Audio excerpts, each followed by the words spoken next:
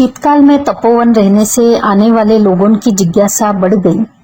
जो भी आता वह निजी जीवन के बारे में जानने की कोशिश करता, लेकिन मैं घर परिवार के बारे में किसी से बात नहीं करती। एक बार दक्षिण भारत का कोई ट्रेवलर अपने कैमरे के साथ मिलने आ गया। यह जानकर कि मैं कर्नाटक की हूँ, वह कन्नड़ में बात करने लगा। कुछ सत्संग भी हुआ। फिर उसने पूछा कि आपका प्रेरणा स्रोत कौन है, गुरु कौन है। मैंने बताया कि पेजावर स्वामी। मुझे नहीं पता था कि वह पत्रकार है या कुछ लिखने वाला है। बाद में पता चला कि उसने किसी कन्नड़ पत्रिका में मेरी फोटो और मेरे बारे में लिखा कि कर्नाटक की कोई महिला साधु तपोवन में तपस्या कर रही है, पेजावर स्वामी की शिष्या है। तपोवन में कई साल बाद एक दिन मैं सुबह अपनी गुफा के बाहर बैठी थी। उस दिन मौसम साफ था। दूर से देखा कि कुछ लोग आ रहे हैं। वह सीधे हमारे पास आकर बैठ गए और मुझे हैरानी से देखने लगे। उनके पीछे एक महिला आई और गले लिपट गई। वो मेरी छोटी बहन थी। हम दोनों के चेहरे एक दूसरे से काफी मिलते थे, इसलिए पहचानने में मुश्किल नहीं हुई। साथ में मेरा सबसे छोटा भाई नरेंद्र और परिवार के लोग थे। उन्हें देखकर मेरे मुंह से निकला, मैं जिस संसार को छोड़कर यहाँ आई, वह संसार खुद चलकर यहाँ आ गया। तब नरेंद्र ने बताया कि कन्नड़ पत्रिका में जो लेख फोटो छपा, उससे हम लोगों ने अंदाजा लगाया कि ये हमारी बहन हो सकती है। फोटो से शक्ल कुछ मिलती जुलती लगी, लेकिन दो बातें संदेह पक्का कर रही थी। एक तो कर्नाटक की महिला संत, दूसरी पेजावर स्वामी की शिष्या। फोटो में गर्म कपड़ों के साथ सिर भी ढका हुआ था, इसलिए चेहरा साफ समझ नहीं आया। फिर विचार किया कि जाकर पता करना चाहिए। कई साल बाद एक बार फिर जब परिवार के लोग इकट्ठा हुए तो हमारी माँ ने कहा कि तुम लोगों को जाकर देखना चाहिए। हमने परिवार के लोगों को लिया और पहली बार हिमालय आए। भोजवासा आते आते पत्नी और बेटे की तबीयत खराब हो गई। उन्हें भोजवासा छोड़कर हम लोग तपोवन आ गए। इस तरह लगभग 20 साल बाद परिवार के लोगों से मिलना हुआ। शाम को ये लोग वापस चले गए। कई बार होनी होकर रहती है। स्वामी जी को गुरु बताने से ही परिवार को शक हो गया कि मैं ही उनके परिवार की हो सकती हूँ। पहले वर्ष लकड़ियों की समस्या को देखते हुए लाल बाबा ने स्टोव और मिट्टी के तेल की व्यवस्था कर दी। अब लकड़ियों की जगह मिट्टी के तेल का धुआं शरीर में पहुंचने लगा। बंद गुफा में जब आग जलेगी तो लकड़ी हो या मिट्टी का तेल, धुआं तो शरीर में जाकर विकार पैदा करेगा ही। तपोवन में रुपए पैसों का कोई काम नहीं होता। जो पर्यटक यहाँ आते तो कभी कुछ दे जाते। जो भी मिलता उसे शीतकाल से पहले हम लाल बाबा को भिजवा देते। ये भी नारायण की ही कृपा है कि रुपए पैसों से कभी लगाव नहीं रहा। पिछले 10 वर्षों में आश्रमों में रहे, सेवा की, भोजन प्रसाद की कोई कमी नहीं रही, लेकिन रुपए पैसों का कोई लेन देन नहीं हुआ। तपोवन में भी इनका कोई उपयोग नहीं था। उडुपी में यात्राओं के लिए रुपयों की जरूरत पड़ती, तब यहाँ वहां से इकट्ठा हो जाता। बद्रीनाथ की यात्रा के लिए सिलाई की मशीन बेच दी, अपना हारमोनियम बेच दिया। उडुपी से निकली तब भी कोई संग्रह नहीं था। गंगोत्री से तपोवन की यात्रा तक रुपयों का कोई लेन देन ही नहीं रहा। यहाँ तपोवन में आने जाने वाले भक्त दान दक्षिणा दे जाते। काफी रुपए इकट्ठे हो जाते, लेकिन हमारे किसी काम के नहीं। यहाँ जरूरत ही नहीं पैसों की।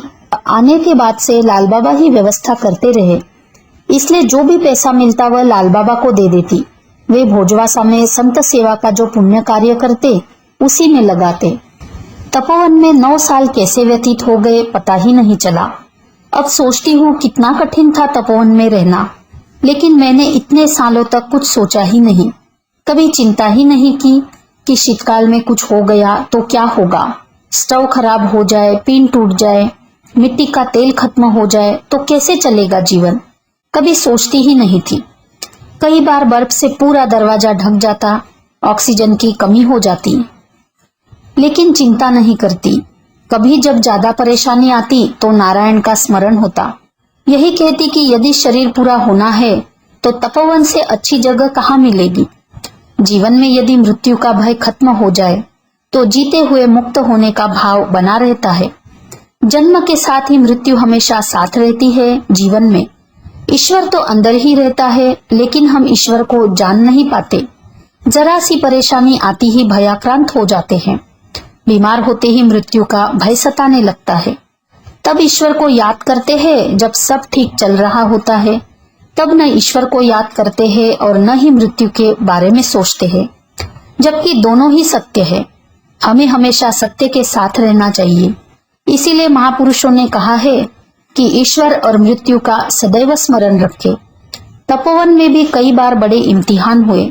मृत्यु को करीब से देखने का अवसर मिला, लेकिन यही विचार आता कि मृत्यु तो एक दिन आनी ही है, इसके लिए तपोवन से अच्छा स्थान कहाँ मिलेगा।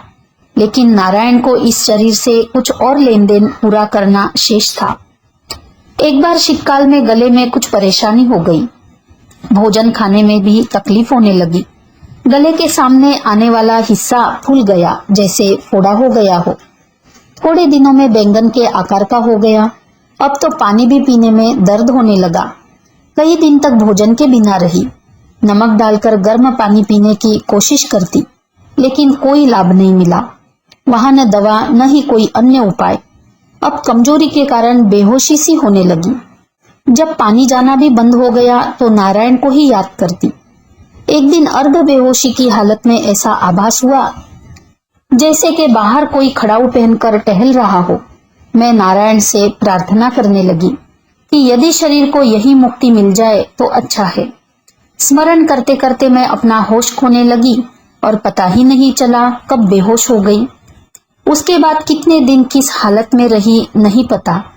जब होश आया तो ऐसा लगा सारा शरीर पत्थर जैसा हो गया। आंख खुली तो सबसे पहले हाथ गले की तरफ गया। बैंगन जैसा फोड़ा गायब। कपड़ों की तरफ ध्यान गया तो देखा कि कपड़े एक दूसरे से चिपक कर जम गए।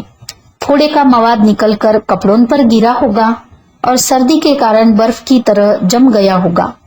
उठने की कोशिश की, लेकिन बेकार। लेटे लेटे खिसकते हुए स्टोव तक पहुंची। केतली से पानी गर्म किया, उसे शरीर पर डाला। कपड़े बदलने के लिए उन्हें कैंची से काटना पड़ा। जब थोड़ा सामान्य हुई तो नमक डालकर पानी पिया। गले को देखा तो ऐसा लगा कि बीचों बीच किसी ने चीरा लगा दिया हो। सामने घाव में सफेद मांस दिखाई दिया। मवाद की जैसी सफाई हो गई हो। 1 महीना लगा घाव भरने और स्वस्थ होने में। आज भी गले में वो निशान मौजूद है। बड़ी कठिन परीक्षा से गुजरना पड़ा। शरीर का कष्टप्रद भोग शेष था, भोग लिया। ठीक होने के कुछ दिन बाद ऐसा लगा जैसे कुछ हुआ ही नहीं। एक नया जीवन मिला, एक नई दृष्टि मिली। इस 1 महीने में गुफा के बाहर अजीब सी आवाजें सुनाई देती। सुबह ओम नमो नारायण, हरिओम माताजी की आवाज सुनाई देती। कभी ऐसा लगता कि कोई खड़ाऊ पहने बाहर टहल रहा हो। उस शीतकाल में स्वप्न और जागृति को लेकर कई तरह के संदेहों से घिरी रही। सत्य को जानने की कोशिश करती रही। गला ठीक होने के बाद कई बार उसे लेकर मन में विचार आता रहा। दिन में शीशे में गला देखा तो चीरे जैसा निशान दिखाई दिया, एक सीधा और एक आड़ा, गणित के प्लस के निशान जैसा। बैंगन की तरह नीला फोड़ा बिना ऑपरेशन और बिना दवाई के कैसे ठीक हो गया। फूटता तो मवाद निकलने पर दर्द होता, पता चलता, लेकिन पता ही नहीं चला। जबकि 1 महीने तक असीम वेदना रही। उस रात यही सोचती रही कि यह भी कृष्ण का कोई खेल है। उस रात फिर ऐसा आभास हुआ जैसे गुफा के बाहर कोई खड़ाऊ पहनकर घूम रहा है। खड़ाऊ की आवाज से ध्यान स्वामी जी की तरफ ही जाता। उनका स्मरण करते हुए सो गई। उस रात ऐसा लगा जैसे स्वामी जी आकर सामने खड़े हो गए। बोले, बहुत परीक्षा हो गई, अब एक और मंत्र दूंगा। मैंने कहा कि मंत्र तो आपने दे दिया। बोले, एक दूसरा मंत्र दूंगा, बद्रीनाथ में मिलूंगा। अचानक आंख खुल गई। चारों तरफ देखा, कोई नहीं दिखा। लगा स्वप्न में स्वामी जी से बातें करती रही। लेकिन दूसरे दिन भी स्वप्न में मंत्र देने की बात एकदम याद आई। यह भी याद रहा कि बद्रीनाथ में मिलेंगे। तपोवन आने के बाद नीचे उतरना या बद्रीनाथ जाने का विचार ही नहीं किया। फिर वही स्वप्न और जागृति के बीच द्वंद्व चलता रहा।